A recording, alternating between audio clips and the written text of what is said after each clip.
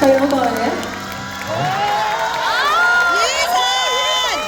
咁我攞埋個仔出嚟。你揸住啲乜嘢啊？神粉送俾你嘅係咪啊？唔係啊，呢隻係我仔嚟嘅。你咁快個仔唔話俾我聽。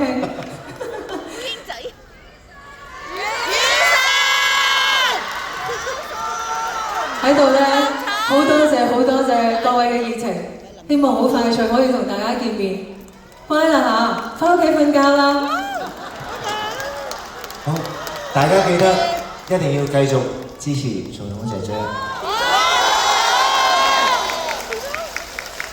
我哋同大家鞠一個躬，同大家拜拜啦嚇。